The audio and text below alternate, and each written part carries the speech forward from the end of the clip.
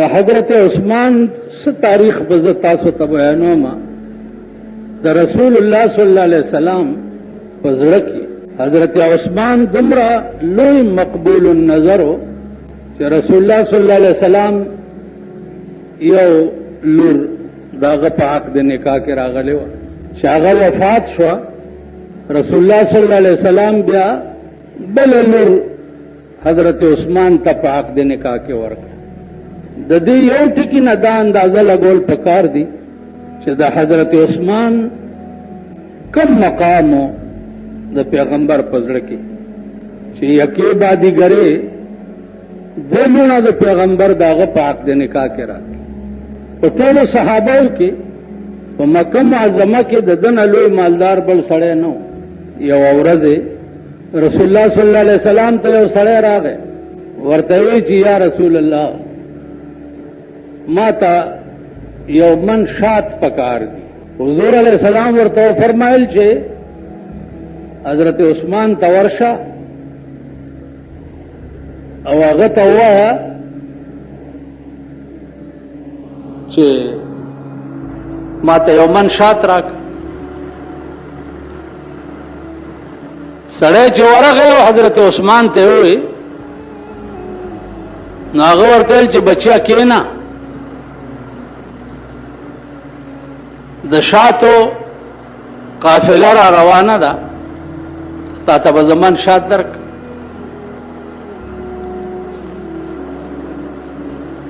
په دې کې د 200 اوښانو قافله رااله. نو حضرت عثمان هغه ساروان ته وایي چې دې سړي ته د دې مخ کې اوښ نه یو من شات ورک.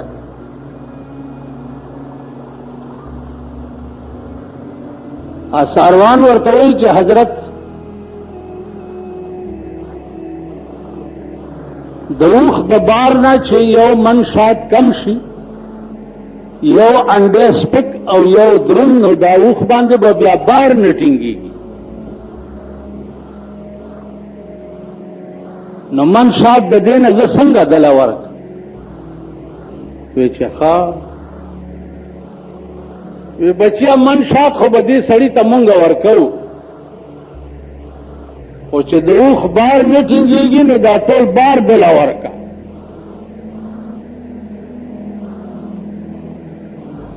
بیا ورته هغه ساروان وایي چې جی دا بار به ټول دی وړي څنګه؟ ویل چې وړی نه شي نو اوښ هم وله ورکه. هسې وایم چې دې ته لږ سوچ کوئ. پر روی زمین با په مسلمان دنیا کې داسې سړی پیدا کړي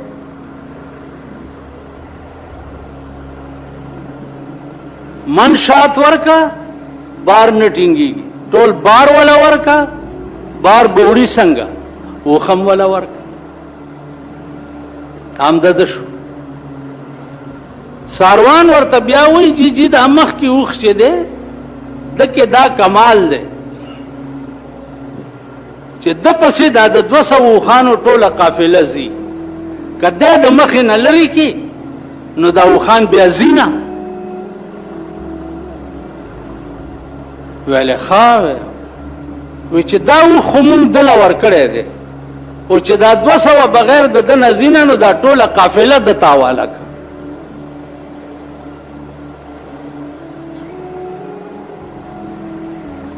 نو ساروان ډیر په تلوارې هغه د اوښانو مهار چې دی هغه سړي له ورکړو چې واله ځه روانېږه. حضرت عثمان ورته وایي چې تلوار ولې کې ولې؟ نو ساروان ورته وایي چې جی ما سره یاره پیدا شوه. وی چې څه؟ وی یاره را سره دا پیدا شوه چې هسې نه چې اوس ته راته ووایې چې تم ور سره ځه، زه خو ستا غلام یم. نو ویل ولې که ته ور سره لاړې نو بده ده؟ ورتوی چې یا سیدی تا د پاره خو به ما غوندې غلامان ډېر پیدا شي، خو ما د پاره به تا غوندې عثمان بل پیدا نشي.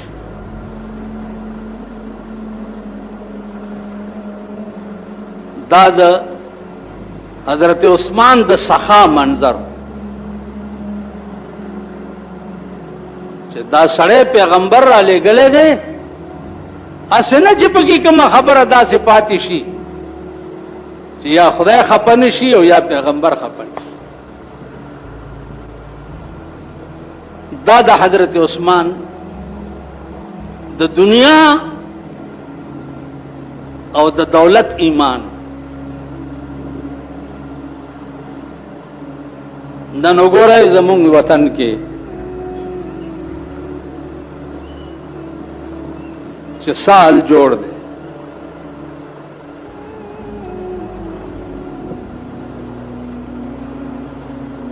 وای چا په دنیا معاشونه وکړو، څوک د نیمګړي دنیا غم غلطینا، چا سره خو د دولت شمار نه دی معلوم، او څوک دا وایي چې خدای غرمې له بس کوم، چې غرمه تېره شي خدای بیګاله بس کوم. د چا دا حالت. اوس د دې وجه څه ده؟ د دې وجه دا ده چې کما تکونون یؤمر علیکم، چونکہ قوم د اللہ نہ سرکش و باغی دے، قوم د اللہ نہ سرکش و باغی دے، نو اللہ ورته چری بد سکون او د اطمینان ژوند نه نصیب کوي. بالکل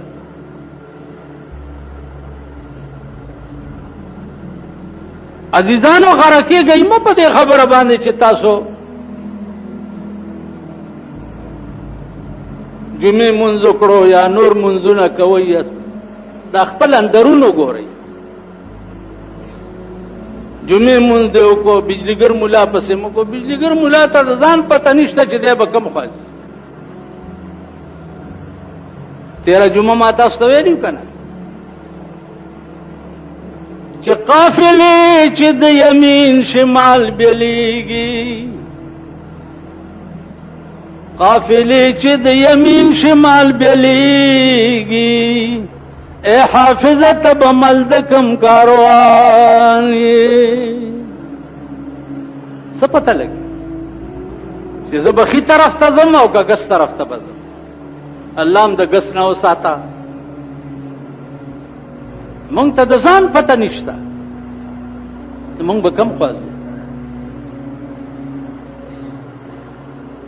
که په قدر په قیمت برلی اسمانې، خود بینی مکړه د خاورو بندیوان یې. بیچاره عاجزه ورپسې تور تملا، که رستم غوندې د دهر پهلوان یې. کم زمان با مزغه مات ریز مریض پریوزی، کم زمان با مزغه مات ریز مریض پریوزی، سو بسور پا اسد عمر تیز روانی. مرسلان پیغمبران مرگی خاموش کر، چی خلیوی پا سنادر اب گویانی. دا د خامه اندېښنه ده کم دلیله چې ازغي کرې په تما د ریحان یې. قافلې چې د یمین شمال بیلیږي، اے حافظه ته به مل د کم کاروان یې. کوم خبر دی؟ نو مونږ ته د ځان پته نه لګي چې کوم طرف ته به ځو.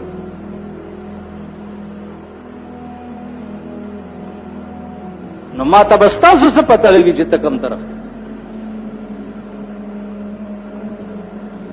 نو زما عزیزانو حال وګورئ دې وخت کې د هغه ملک چې کوم ملک کې تاسو زه اوسېږو څه حال جوړ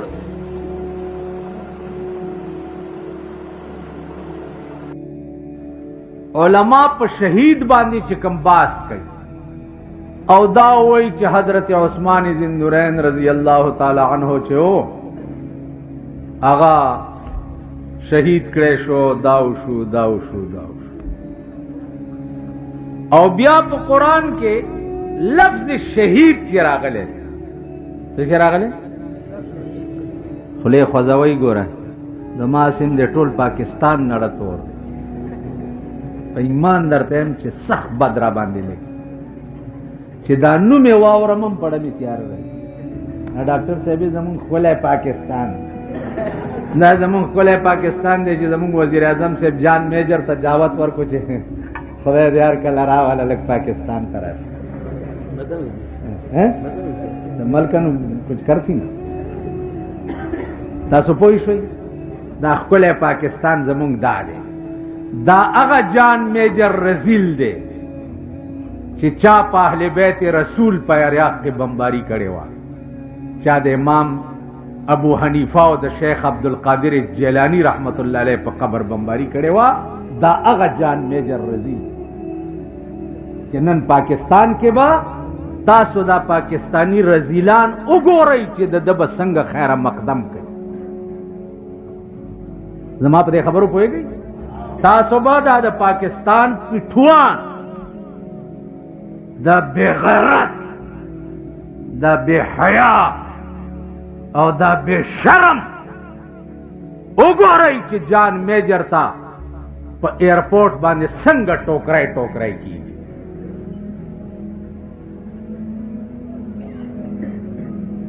پرون میں لعنت پدا سے قوم اور پدا سے ملک حضرت عثمان دی جلسے تے شہادت بے دفعہ ہو وتے جلسے نہ کر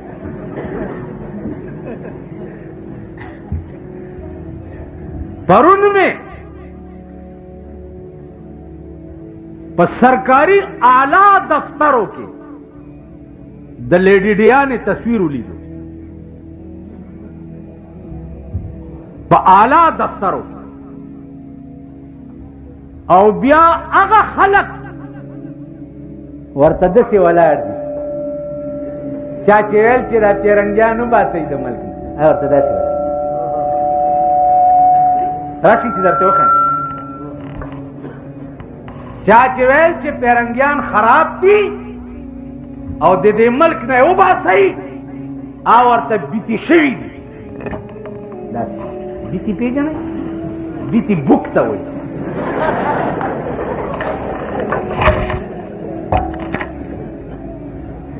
راشئ چې درته وښیم ته ماته ووایه چې پاکستان په اعلی دفترو کې د لیډیډیانې د تصویر څه کار دی شته نو عزیزانو لفظ شہید باندھے علماء باس گئی شہید فعیل وزن دے عربی کی او فعیل وزن پا عربی کی کل پا مانا دے اسم فاعل راضی او کل پا مانا دے اسم مفعول راضی دلتا شہید پا مانا دا مشہود دے شہید تا شہید ولی وی مشہود لہو بالجنہ ام مشہود لہو بالملائکہ شہید تا شہید زکوی چی یا ورطا دا شہادت پا وقت کی جنت مخامخی یا ورطا ملائکی مخام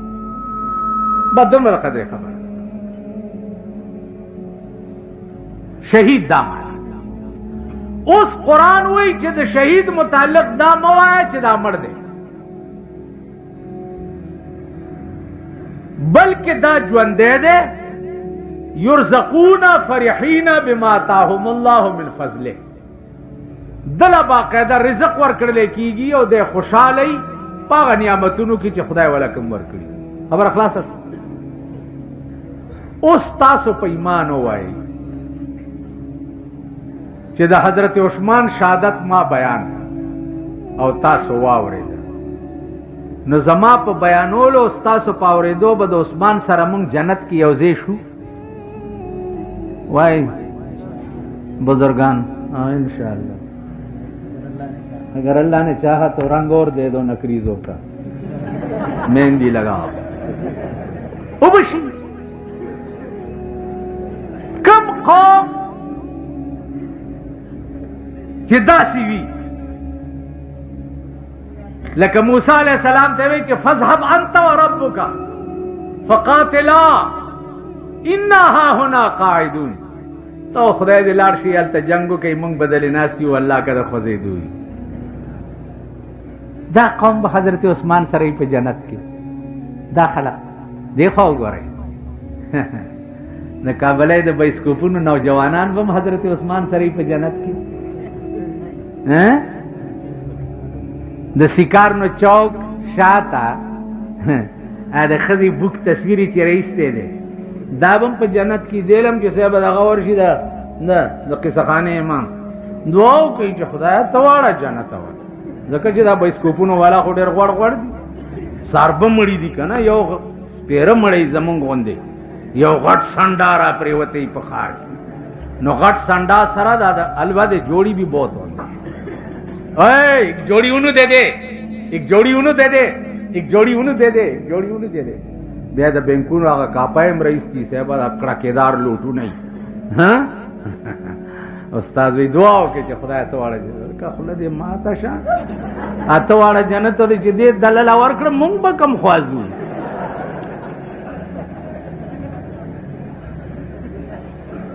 دا خلق بم حضرت عثمان سره په جنت کی، دا د بلیټ پیداوار بم د حضرت عثمان سره په جنت کی، دا د ویډیو گیم پیداوار بم حضرت عثمان سره په جنت کی، دا د شمع سینما بلو پرنټونو والا بم حضرت عثمان سره په جنت کی. بارام کې نه خوارشي جنتونه کم ځای دي. قرآن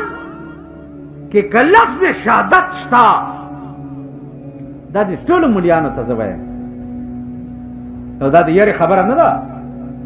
او نه د ټوکو خبره ده. قرآن کې که لفظ شهادت شتا،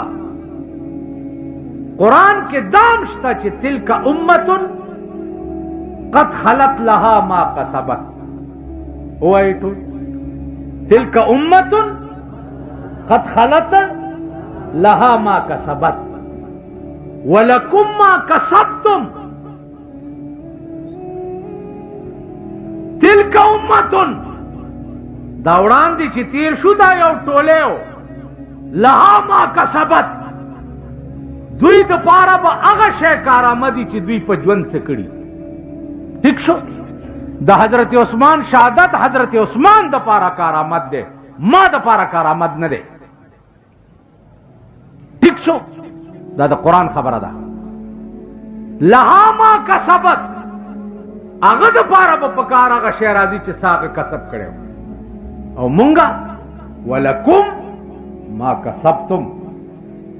تاسو د پاره به کارآمد هغه شی چې کوم تاسو کوئ. اوس قرآن څه وایي مخکې، ولا تسألون عما كانوا يعملون، هغوی چې څه عمل کړی او د هغې د عمل تپوس به تاسو نه نه کېږي، د هغې د عمل اجر او ثواب به تا ته نه میلاویږي او هغې ته میلاو شي. زما په دې خبره پوه شوئ؟ امام حسین که ځان قربان کړی او په کربلا کې د هغې اجر او ثواب امام حسین ته لاړو، صرف د هغې په آواز او نوم اخستو د هغې اجر ما ته نه میلاویږي. د حضرت عثمان د شهادت اجر حضرت عثمان ته لاړو، د هغې په نوم اخستو اجر او ثواب ما ته نه میلاویږي. دا د قرآن خبره ده، دا د قانون خبره ده. مونږ تاسو بیزوګانې او میلوګانې یې او مونږ مداریان یې. ټیک شو، په دې چوکیادګار کې به پخوا مداریان ناستو ډب ډب ډب ډب ډب ډب ډب ډب خلک به راجمع شو مداریانو به دارو جوړ کړي بوتلګي پیټار به مخې ته ایښو ډب ډب ډب ډب ډب ډب تاسو غوندې به ډېر راجمع شو دا لکانه لکانه نی خدای امرک کا چې تاسو نه به څه جوړي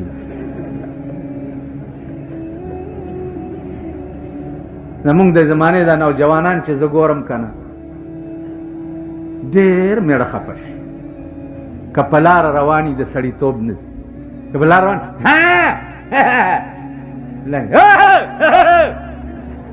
څه بلا در باندې وشوه کور دې وران شي نه په لاره د سړیتوب تک شته نه خبرې د سړیتوب دي نه شکل د سړیتوب دی نه کردار د سړیتوب دی نه په خبره پوهېږي داسې یو بدبخت قوم اوس ټول جاړئ ټول اوبه نشته ویڼی خرابه ده ټیوبویل خراب دی پاڼې نینګه مشکې نینګه او نینګه ټینګ نینګه ټینګ فلان ټینګ کمیټه خو خدای ورانه کړه الله دې دا بلډینګ هم راوغورځوي خو خدای ورانه کړه اوس نمبر د پی ډي اے هله وی هر څه پی ډي اے ته سپارلي دي اوس پی ډي اے سره څه کوي ټول جاړئ وخت راتلو سره به درته وښیم که تاسو ټول بیا په ګډېدو نه وئ نو دا ګیره مې په متیازو کله بیا به ګډېږئ کېږئ که نه خاص کر دا لکانه لکه ورکر د ورکر ما یو ترجمه کړې ده جلیل جان نه تپوس وکئ جلیل پیژنئ دا جهانګیر پورې والا هغه ما لغت کې کتلي د ورکر څه ترجمه ده نو هغه ورکر ترجمه جلیل نه بیا تپوس وکړ دا ورکرانی صاحب خان په بنگله کې ناستي خان په محل کې ناستي ورکران ټوله شپه ګډېږي ورته بیا به ګډېږي بله ورځ مې یو سینیټر ولیدو ورشئ دې خبرو ته راشئ لږ وګورئ یو افسر سره ناست و نه سینیټر دومره خو یې پټکی په سر و دومره